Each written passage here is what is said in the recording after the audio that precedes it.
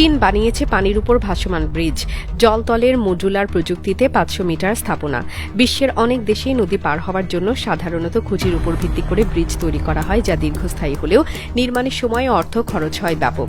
কিন্তু চীন এ বিষয়ে একেবারে নতুন এক প্রযুক্তির ব্যবহার শুরু করেছে, যেটিতে ব্রিজ তৈরি হচ্ছে খুঁটি বা পিলার ছাড়াই, সরাসরি পানির উপর ভেসে থাকা মডুলার স্ল্যাবের মাধ্যমে।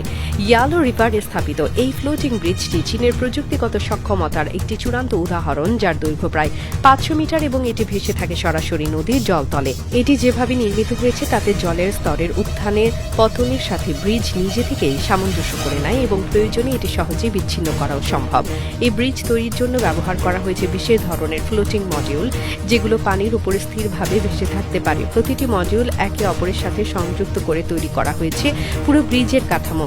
এতে কোনো স্থায়ী খুঁটির প্রয়োজন হয় না এবং নদীর গভীরতা বা পাথরের তলদেশের বাধাও নির্মাণে অন্তরায় হয় না।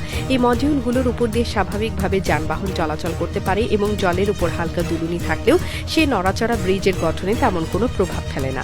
এই ব্রিজের সবচেয়ে বড় সুবিধা হলো জল স্তরের পরিবর্তনের সঙ্গে এটি নিজে থেকেই মানিয়ে নিতে পারে।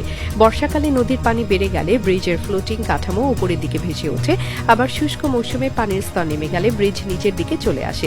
এর ফলে সেতুটিকে স্থায়ী উচ্চতায় স্থাপন করার কোনো প্রয়োজন পড়ে না এবং নদীর প্রাকৃতিক প্রবাহ বাধাগ্রস্ত হয় না। পাশাপাশি এই ব্রিজ পোর্টেবল হওয়ায় বড় ধরনের প্রকল্প বা জরুরি পরিস্থিতিতে তা খুলে সরিয়ে ফেলা যায় অথবা অন্যত্র পুনঃস্থাপন করা যায়। চীনের এই প্রকল্পটি একটি সাময়িক সমাধান হিসেবে শুরু হলেও বর্তমানে এটি একটি পূর্ণাঙ্গ ট্রান্সপোর্ট সিস্টেমের অংশ হয়ে উঠেছে।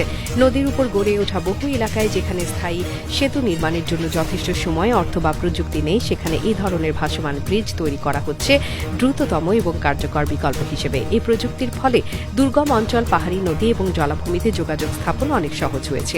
অনেক স্থানে এটি সামরিক এবং জরুরি পরিবহন ব্যবস্থায় ব্যবহৃত হচ্ছে।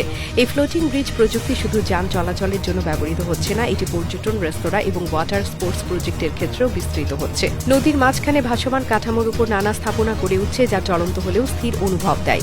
এটি শহর পরিকল্পনায় একটি নতুন মাত্রা যোগ করছে, যেখানে নদী বা জলাশয়ের ব্যবহার শুধুমাত্র পরিবহন নয়, বরং অর্থনৈতিক ও সামাজিক কার্যক্রমের অংশ হিসেবেও ব্যবহৃত হচ্ছে। চীনের এই প্রকল্প অন্যান্য দেশের জন্য এক কার্যকর মডেল হয়ে উঠেছে।